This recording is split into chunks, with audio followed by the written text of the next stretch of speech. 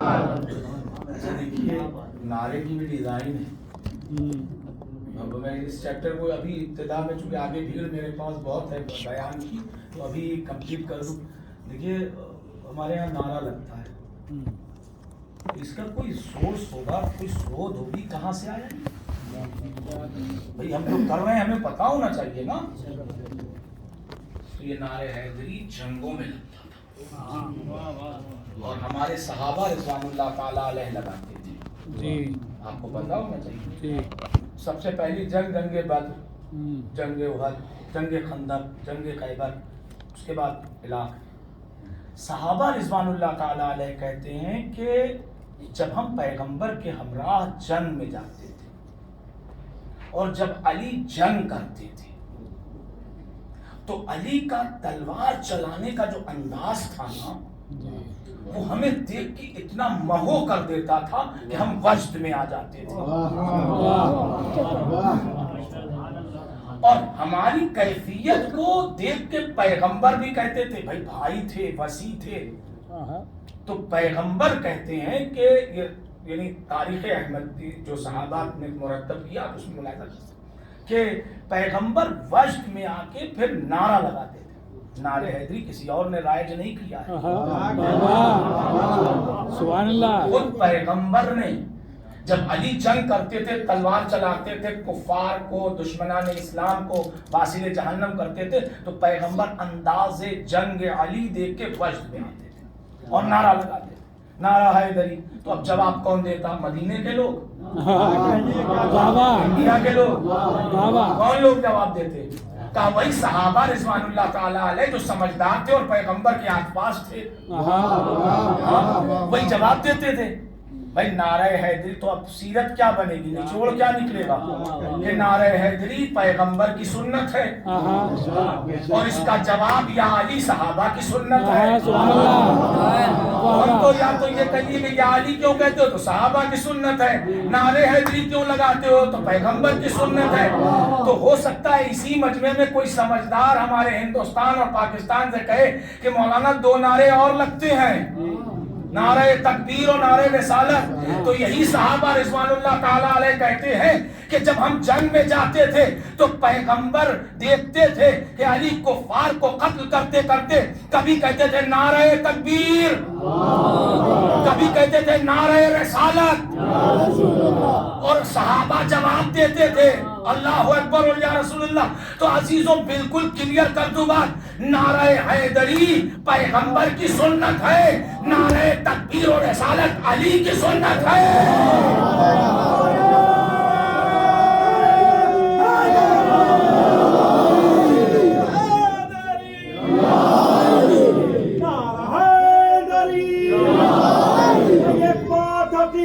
بتاتا ہوں میں تم کو, ایک بات حقیقت ہے بتاتا ہوں میں تم کو, گرتا ہے مرد میدان میں موالج نہیں گرتا, اور جو ہاتھ اٹھا کرتا ہے نعرے پہ علی کے تا زندگی اس ہاتھ پہ فالج نہیں. پوری طاقت سے ایک بار عظمت علی کو اور اپنی ضرورتوں کو جو علی کے پیش حضور میں کرنی ہے, ان تمام ضرورتوں کو, ان دعاؤں کو مد نظر رکھ کے اپنی عقیدت, اپنے نسلوں کی طہارت اور عشق علی اور عشق اہل بیت کو ملحوظ خاطر کر کے پوری طاقت سے اس حسینیہ میں نعرہ لگائیں.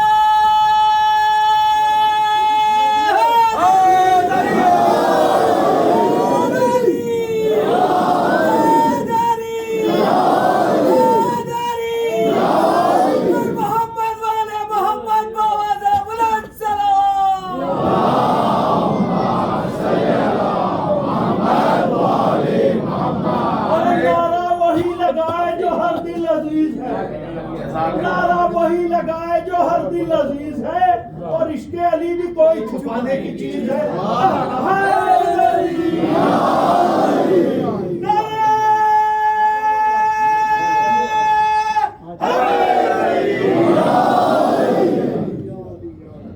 عزیزوں بس دعا کروں اللہ کی بارگاہ میں کہ پروردگار عشق علی رکھنے والے وہ افراد کے جو اپنے سینوں میں عشق علی کو رکھتے ہیں، اپنے جذبات اور اپنی دعاؤں میں، اپنی ضرورتوں میں، اپنی پریشانیوں میں عشق علی سے سہارا لیتے ہیں، اللہ ان تمام لوگوں کے رزق و روزی و زندگی و صحت و کامیابی میں برکت عطا فرمائے۔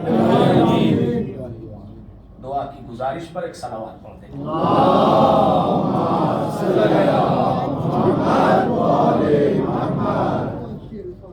پیغمبر کے جانشین نے جون کو لا کے اس لیے کھڑا کیا، ایک حکمت کہ اگر پیغمبر کی زندگی میں بلال کا کردار ہے، بلال کا کردار ہے، تو حسین کی کربلا میں جون کا جمال رہے، جون کا جمال رہے۔ 150 سونے کے سکوں میں خرید کے لائے، ابو ذر کو حوالے کیا، اور ابو ذر جب سن 28 ہجری میں اس دنیا سے چلے گئے، سن 28 ہجری میں اس دنیا سے چلے گئے، تو ابو ذر پھر اہل بیت کے دروازے پر آئے اور آگے کہتے ہیں مولا لائے آپ تھے خرید کے، اب میرے لیے حکم بتائیں۔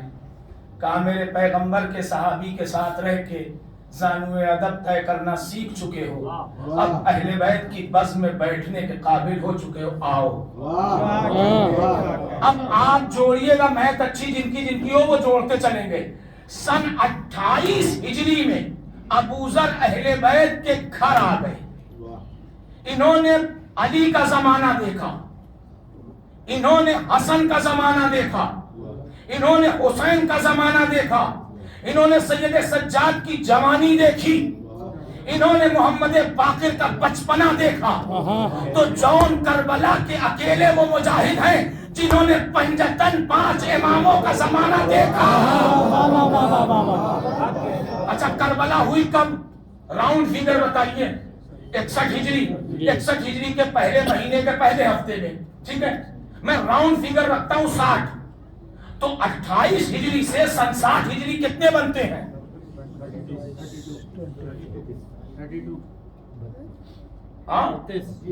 32 سال ہے نا، 32 سال کتنے بنے؟ عزیزوں اب آپ فیصلہ کر لیجئے گا۔ ہمارے ہندوستان اور پاکستان اور بنگلہ دیش میں جب کوئی حوزہ علمیہ قم، حوزہ علمیہ نجف، حوزہ علمیہ شام سے 5 سال 10 سال رہ کے آتا ہے تو ہم اسے حجت الاسلام کہتے ہیں۔ کوئی 5 سال 10 سال یہ امامہ، یہ ردا، یہ قبا اوڑھ کے آتا ہے تو ہم اسے قبلہ کہتے ہیں، سرکار کہتے ہیں، مہمان کہتے ہیں، معالم کہتے ہیں۔ جو 5 سال 10 سال نجف، شام، ایران رہ کے آئے اسے ہم حجت الاسلام کہتے ہیں۔ جو اماموں کی بس میں 32 سال رہے، جو 32 سال 32 ایئرس، کتنے دن؟ 32 اتنے دن رہنے والا۔ ارے صاحب آپ کے ہندوستان پاکستان میں کوئی بزرگ عالم کے ساتھ کوئی رہے، وہ مفتی جعفر عباس صاحب کے ساتھ رہتے تھے، قائد ملت پاکستان۔ ارے صاحب ان کا کیا کہنا، انہوں نے برسوں ان کے ساتھ رہ گئے۔ وہ شہید عارف حسینی صاحب کے ساتھ رہتے تھے، وہ قبلہ نقل صاحب کے ساتھ، وہ قلب عابد صاحب کے ساتھ۔ ہمارے ہندوستان پاکستان کی یہ فیلنگز ہے کہ ارے صاحب وہ بہت قابل آدمی، کیوں؟ کہا ان کے ساتھ رہتے تھے، تو جو ساتھ رہے وہ ہمارے سماج کا محترم ہوتا ہے، اور جو امامت کے ساتھ 32 سال گزارتے۔ اب جون ہے کیا؟ کہا جون کی پرسنل کوالٹی سنیے، جون کی پرسنل کوالٹی۔ جون ایک بہترین عالم تھے، علی کے سامنے پل رہے تھے، ہاں ماحول کا اپنا اثر ہوتا ہے، علی کے سامنے، حسن کے سامنے، حسین کے سامنے۔ جون کی پرسنل کوالٹی میں یہ ہے کہ جون میرے جوان جو ہمسن ہیں اور کمسن ہیں زیادہ دھیان دیں، جون علم قرآن ایک سینٹر پوائنٹ، اس سے ریلیٹڈ جتنے بھی علم ہیں، مثلا قرآن اور آسمان کا علم، قرآن اور زمین کے اندر کا علم، قرآن اور پیٹرو کیمیکل، قرآن اور تمام وہ جو راز پوشیدہ ہیں، قرآن اور جنرل نالج، قرآن، ان سب پر جون اہل بیت کے پریزنٹ میں اپ ڈیٹ تھے۔ سنیے گا جان ان سب کی موجودگی میں اپڈیٹ تھے، اور اتنا اپڈیٹ تھے کہ اگر کوئی علی کے پاس سوال لے کے آتا تھا، مولا یہ جواب دے دیجئے یہ مجھے نہیں معلوم ہے، مولا کہتے تھے جان، علی کہتے تھے یہ سوال لائے ہو، یہ تو میرا جان جواب دے گا۔ جان جسے ہم غلام سمجھ رہے ہیں اس پوائنٹ پر بھی رہیے گا، یہ سوال لائے ہو، یہ تو میرا جان جواب دے گا۔ اور مولا کہتے تھے جان سے سوال پوچھو۔ اچھا جو آتا تھا وہ ایک لمحے کے لیے سوچتا تھا ہم سوال لائے ہیں علی کے پاس، علی ریٹرن دے رہے ہیں، علی ہمیں بھیج رہے ہیں کہاں؟ جان کے پاس، تو چلو پوچھ لیتے ہیں علی کہہ رہے ہیں تو جان ذرا یہ سوال دیکھو۔ تو جان سوال پڑھتے تھے اور اس کے بعد جانے لگتے تھے۔ جان سوال پڑھتے تھے، توجہ، جان سوال پڑھتے تھے اور اس کے بعد جانے لگتے تھے۔ تو پوچھنے والا سوال کہتا تھا کہ جان کہاں جا رہے ہو؟ کہا جا رہا ہوں قرآن لانے۔ کہا کیا مطلب؟ کہا جواب تو ابھی دے دوں مگر مسئلہ یہ ہے کہ تم بغیر قرآن مانو گے نہیں۔ تو جواب کو سے سن لو، جواب کو تحریری شکل میں قرآن میں دکھا دوں، ایک صلوات پڑھتے محمد اور آل محمد۔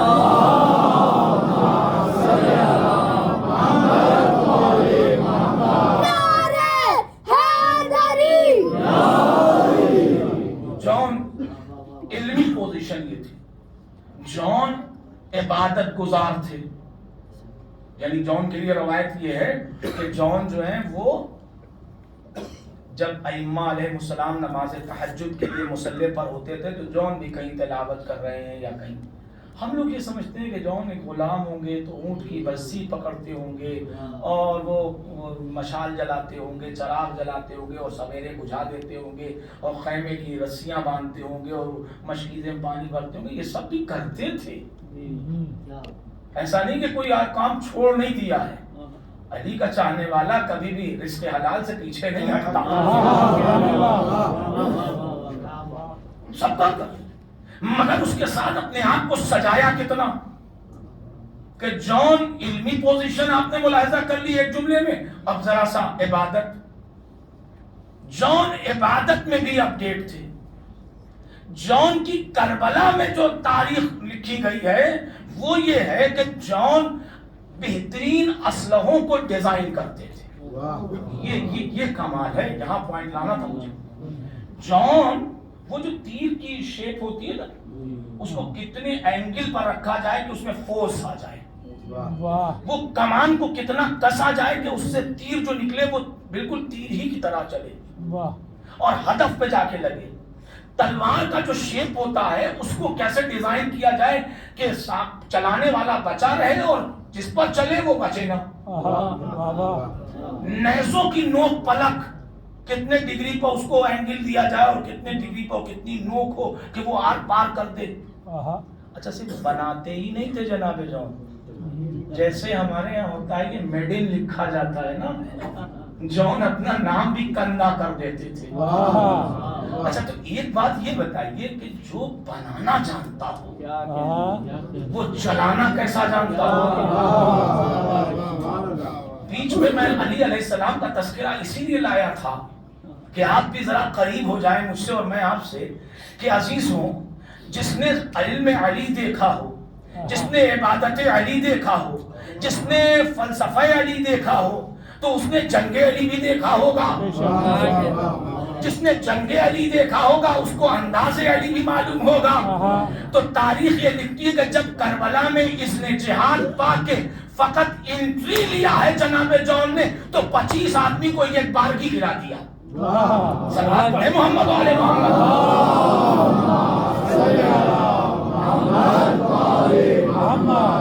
جناب جان جب کربلا میں انٹری لیتے ہیں مقتل میں تو 25 اب کس انداز سے حملہ کیا ہے اور ہم غلام سمجھتے ہیں۔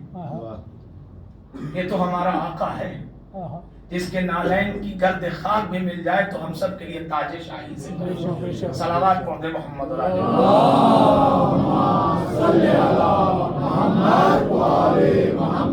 محمد علی محمد بلند صلوات۔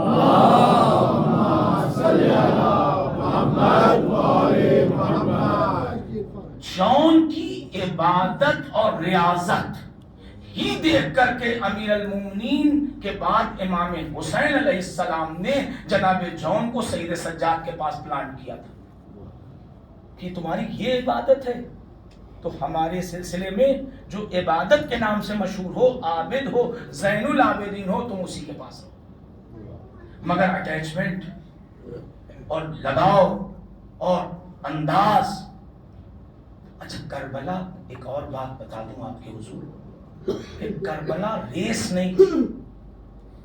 جیسے آج کل آپ نے بہت سے میسج سنے ہوں گے، دیکھیے انسان ہے، دل ہے، دماغ ہے، کچھ باتیں آ جاتی ہیں کہ یار کچھ اور بہتر کر دیا جائے، کچھ اور بہتر کر دیا جائے. تو کربلا میں بھی تو یہ سوچا جاتا بھئی یہ تو خاندان رسالت سے ہیں نہیں، تو یہ تو عام جگہوں سے اٹھ کے آئے ہیں، عام انسان ہیں، موت کی وادی سے اٹھ کے آئے ہیں حیات لینے. تو ان کے دماغ میں ایک چیز یہ ہونی چاہیے کہ یار جو ہے وہ حبیب نے 50-150 آدمی مارے ہیں، تو میں 170 فوجی یزید کو گرا دوں تو میرا تو ہو جائے گا. 3 اماموں نے بیعت بار کی، یعنی یہ کے بعد دیگر گواہی دیا ہے کہ کربلا کے وہ جانباز جو الگ الگ جگہوں سے آئے تھے، اتنا ان کا دل حسین کے لیے مضبوط ہو چکا تھا کہ شیطان ایک لمحے کے لیے وسوسہ نہیں پیدا کرتا. اور انہی جان بازوں کو دیکھ کے اب ہمیں بھی سلیبس ملتا ہے کہ ہم مجلس کریں، کمپٹیشن نہ کریں. ایک صلوات پڑھتے محمد اور آل محمد.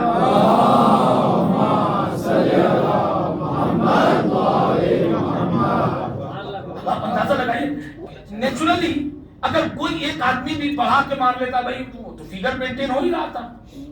ایسا نہیں ہے جتنا ہم آسانی سے سمجھتے ہیں، بالکل باقاعدہ ایک سسٹمیٹک طریقے سے ہوتا تھا کہ ابھی میں بات کی تاریخوں میں پڑھوں گا کہ کیسے گنا جاتا تھا کہ ہمارے کتنے مارے گئے، ان کے کتنے مارے گئے، اور ان کے آنے والے نے کتنا ہمارے والے کو مار دیا.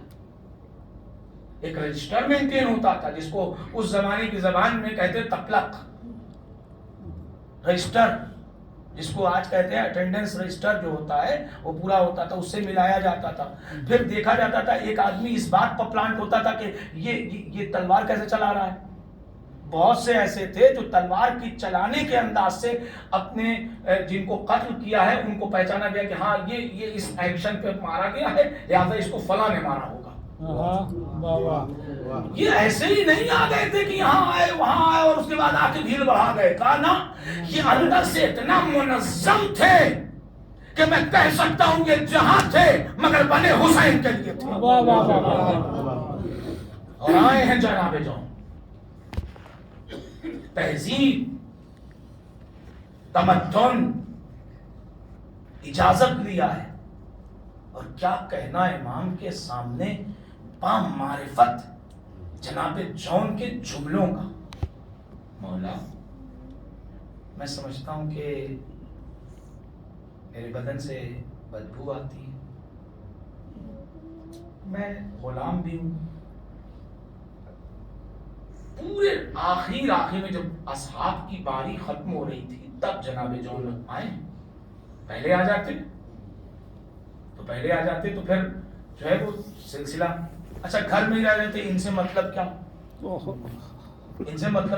حسین علیہ السلام نے لاسٹ ٹائم پر شب عاشور کے بعد یعنی اصحاب کی باری میں بھی ان کو یہ اکیلے کربلا کے جن کو 2 موقع ملے، ایک شب عاشور میں ملا سب کے ساتھ کہ چلے جاؤ، ایک امام نے اسپیشل ان کے لیے آفر دیا کہ تم کو کیا کرنا ہے، یہ میرے سر کے خریدار ہیں اور میرے سر کے لیے یہ آمادہ ہیں، تم تو اس سے جون رونے لگے. کہا واہ، زندگی بھر راحت کے دنوں میں آپ کے ساتھ اور یہ کہاں سے حق کے وفاداری کے مشکل میں آپ کو چھوڑ دوں.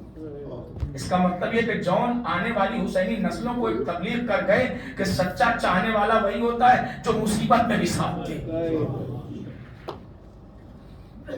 اور اس کے بعد کہتے ہیں کہ مولا آپ مجھے شاید اس لیے بھیج رہے ہیں کہ میرے بدن سے بدبو آتی ہے، میرے پسینے مہکتے ہیں، میں کالا، میں حبش سے آیا.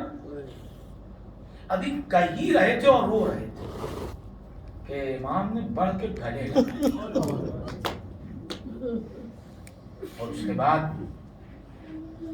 کربلا کے 54 افراد میں ہر کے بعد جو امتیاز ملا ہے جناب جون کو، وہ امام حسین منہ پر منہ رکھ کر کے دعا کرتے ہیں، خدایا اس جون کو احساس ہے کہ میرا چہرہ سیاہ ہے، پروردگار میں حسین اتنی قربانیوں کے بعد تجھ سے دعا کرتا ہوں، خدایا جون کے چہرے کو ایسا منور کر دے کہ پورے کربلا کا بن اس کے نور سے منور ہو جائے. اور وہی ہوا. بنی اسد کہتے ہیں کہ ہم آتے تھے تو ڈر لگتا تھا. ظاہر بات ہے جہاں لاشیں ہوں، جہاں قتل و غارت گری ہوئی ہو، جہاں شہداء کی لاشیں پڑی ہوں، جہاں بے گور و کفن جنازے پڑے ہوں، وہاں کون آتا؟ مگر کہتے ہیں کہ ایک چہرہ تھا جو اتنا چمک رہا تھا کہ اس روشنی میں ہمیں کربلا کا بند صاف دکھا. عزیزوں، میں نے اپنی بات کو جلدی سے اس لیے سمیٹ لیا، اب برداشت نہیں ہوتا. شب 4 آ گئی. ابھی تو آیا تھا، ابھی تو مجھ سے آنے کی بات ہو رہی تھی. میں بھی آپ کی طرح حاضر تھا.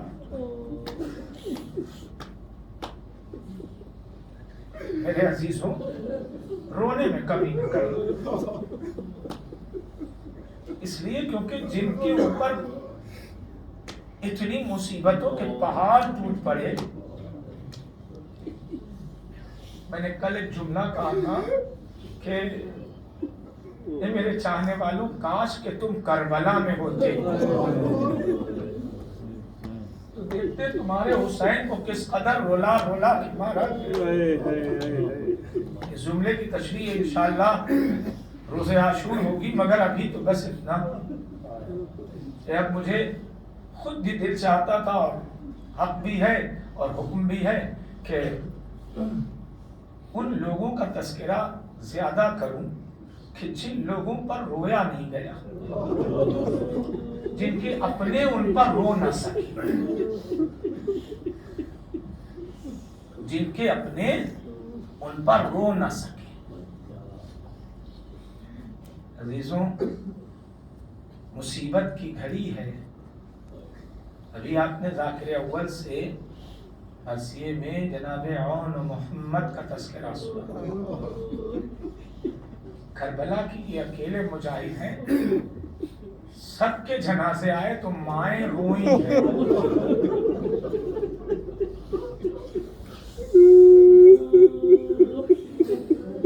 مائیں روئی ہیں.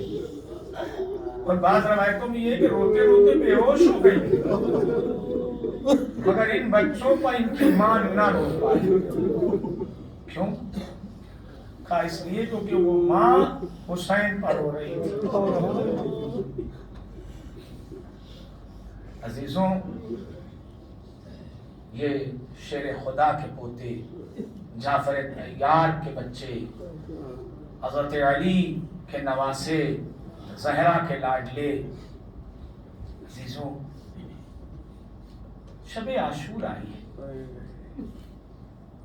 میرا دستور ہے کہ جب کربلا کے ان شہیدوں کا تذکرہ کرتا ہوں جو رسالت کے گھرانے سے تھے، تو بالکل ویسے ہی جیسے شب عاشور کا مسائل ہوتا. کربلا کے ان شہیدوں کا تذکرہ. شب عاشور آئی ہے تو ہر ماں اپنے بچوں کو سمجھا رہی تھی. دیکھو آقا مقتل میں ہے، دیکھو میرے دودھ کی لاش رکھ لینا.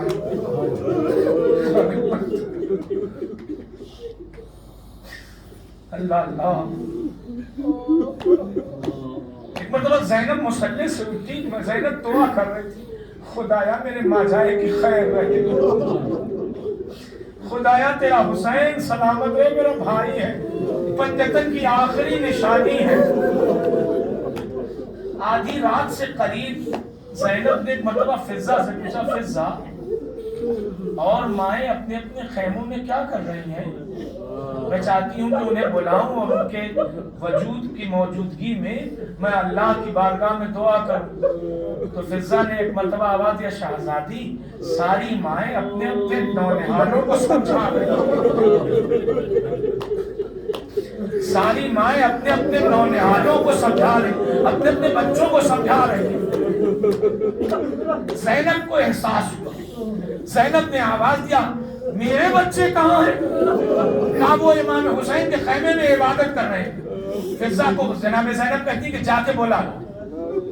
فضہ گئی، پاس ادب سے سلام کیا اور آواز دیا شہزادوں ماں بلا رہی ہے۔ پر اتنا سننا تھا کہ بچے بغیر نالین پہنے جوتیوں کو پہنے زینب کے خیمے میں، زینب کے خیمے میں آئے۔ جیسے ہی زینب نے بیٹوں کو دیکھا تو بڑھ کے دروازے تک گئی اور دونوں بچوں کے کاندھوں پر ہاتھ رکھا اور مسند کے قریب آئی۔ خود مسند کو بیٹھی، بچوں کو بیٹھنے کے لیے کہا، بچوں نے کہا نہیں اماں ہم آپ کے برابر میں نہیں بیٹھ پائیں گے۔ اللہ اللہ کیا جانے سال بچے، اماں ہم آپ کے برابر میں نہیں بیٹھ پائیں، آپ ماں ہیں ٹھیک مگر آپ ثانیہ زہرا ہیں، اماں ہم آپ کے برابر میں نہیں بیٹھ پائیں۔ ایک مرتبہ زینب کے پہلو میں بیٹھے، پیروں کے دونوں بچوں کے ہاتھ ماں کے قریب تھے اور ماں نے اپنے بچوں کے ہاتھوں کو تھام لیا تھا۔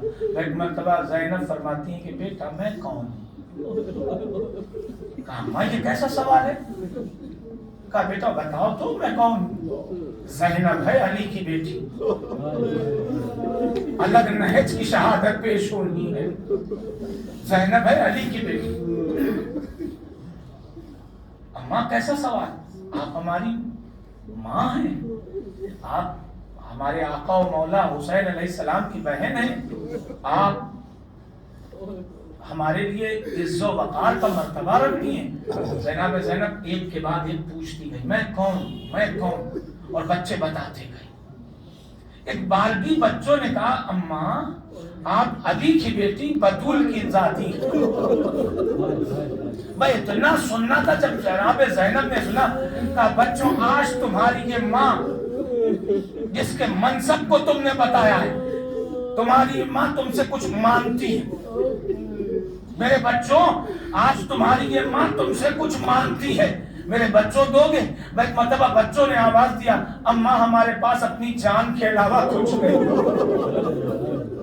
کہا اماں ہمارے پاس اپنی جان کے علاوہ کچھ نہیں۔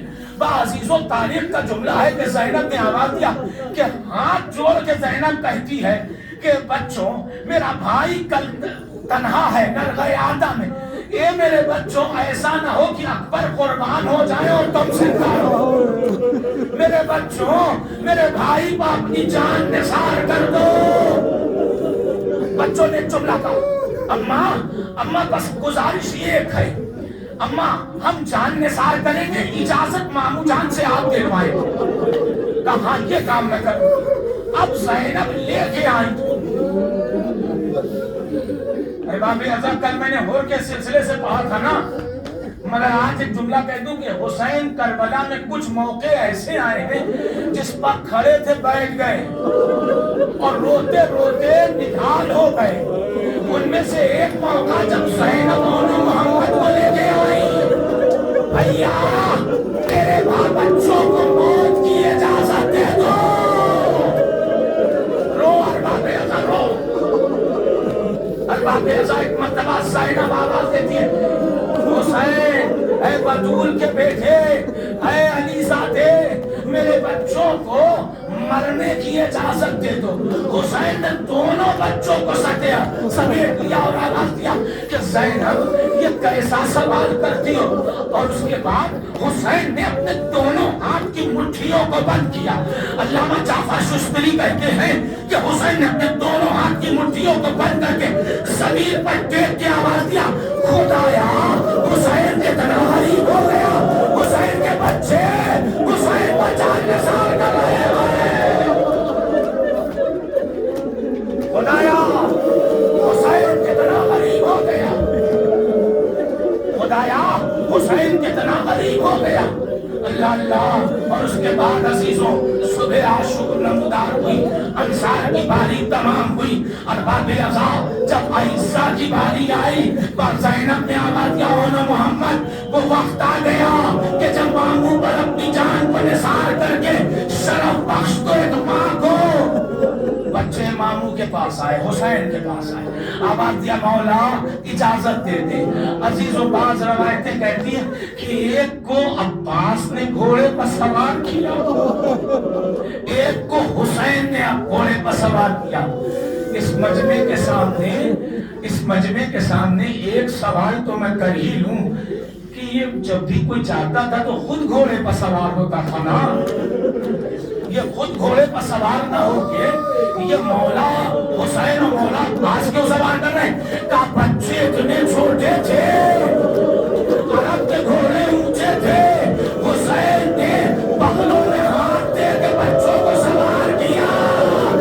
باب ازا کل میں نے مجلس پڑھی تھی تو کہا تھا کہ جب عمر کا بیٹا گیا تھا تو حسین نے عباس سے کہا تھا عباس عمر کے بازو کو تھام لو. آج حسین عباس سے کہتے عباس میرے دل کے ٹکڑے جا رہے ہیں, میرے بازوؤں کو تھام لو.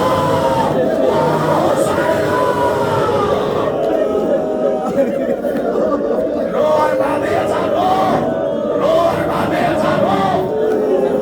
غریب بیکس مظلوم حسینہ خواہ مظلومہ, حسین عباس کے سہارے کھڑے ہیں, بھانجے ہیں, بہن کے بیٹے ہیں, بچپن سے پالا ہے, آغوش میں پال کے بڑا کیا ہے, اب نور نظر جا رہے ہیں. ایک مرتبہ جیسے ہی گھوڑوں کو ایڑ لگائی, لجام فرس کو بچوں نے کھینچا, بس زینب نے دروازے سے آواز دیا بچوں جا تو رہے ہو مگر فرات کی طرف نہ جانا, میری سکینہ ابھی پیاسی ہے.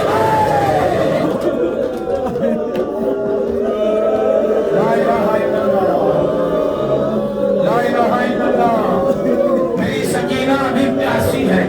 بچے گئے, دونوں بچوں نے ایک دوسرے کو دیکھا اور اس کے بعد آواز دیا کہ بچوں نے آواز دیا کہ نانا کی شجاعت, دادا کی شجاعت, باپ کا ایمان, ماموں اور خاندان کے جوہر کو دکھانا ہے. دونوں نے تلوار چلائی, ایک نے میسرہ سنبھالا, ایک نے میمنہ سنبھالا. لاشوں کے ڈھیر لگتے جا رہے تھے. ایک بچہ دوسرے بچے کو دیکھ کے کہتا تھا مرحبا بھیا, مرحبا بھیا, آج تم نے دادا کی یاد دلا دیا, آج تم نے نانا کی یاد دلا دیا.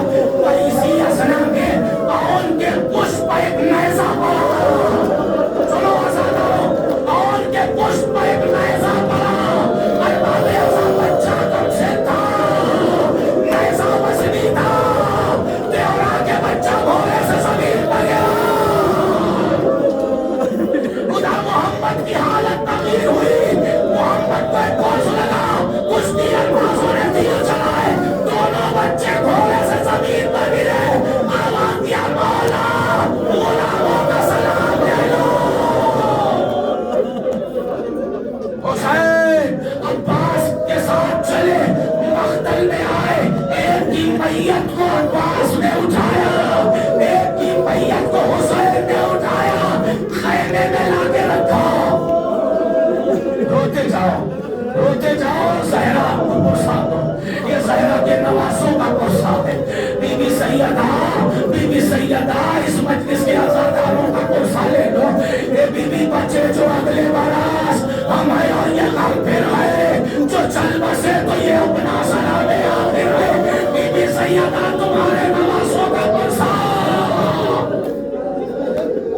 باب ازا حسین میتوں کو خیمے میں لائے, میتوں کو خیمے میں لائے, جنازے رکھ دیے گئے. اب مظلوم حسین نے ایک مرتبہ نگاہ دوڑائی کہ ساری بیویاں تو گھر کی موجود ہیں مگر زینب نظر ساری بیویاں موجود ہیں مگر زینب نظر نہیں آتی. اور باب ازا اب کیا تھا, ایک مرتبہ قصہ نے تلاش شروع کیا, دیکھا زینب خیمے میں بیٹھی ہے, سجدے میں سر ہے, آواز دے رہی اماں, اماں فاطمہ میری قربانی کو قبول کر لو, اماں فاطمہ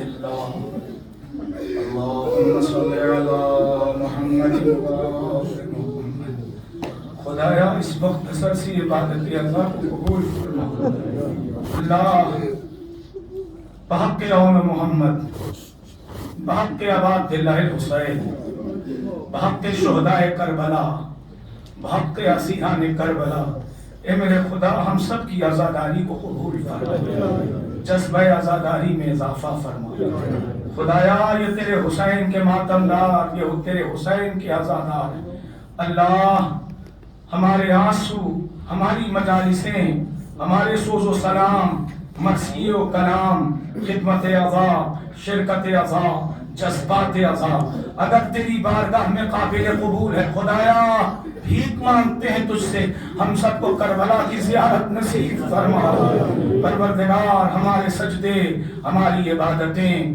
ہماری دعائیں ہماری تسبیح ذکر قیام قنوت اگر تیری بارگاہ میں قابل قبول ہیں ہم سب کو حج کی سعادت نصیب فرما پروردگار بحق اون محمد اے میرے اللہ ہمارے بچوں کو کامیابی اور کامرانی عطا فرما بزرگوں کو صحت و سلامتی نصیب فرما جو عزادار ہمارے درمیان سے گزر گئے ان کو جوار معصومین میں جگہ عنایت فرما خدایا اس مجلس میں علی باقر صاحب باپو بھائی صادر صاحب مصطفیٰ صاحب اور جتنے بھی مومنین مومنات عزیز عزیزان سب شریک ہیں اللہ سب کو جزائے خیر عطا فرما اجر عظیم نصیب فرما پروردگار عزائے حسین میں بہتے ہوئے آنسوؤں کے ساتھ تجھ سے توسل کرتے ہیں خدایا امام زمانہ کے ظہور میں تاجیل فرما ہم سب کو ان کے عوام و انصار میں شمار فرما ربنا تقبل منا انك انت السميع العليم ماتم حسین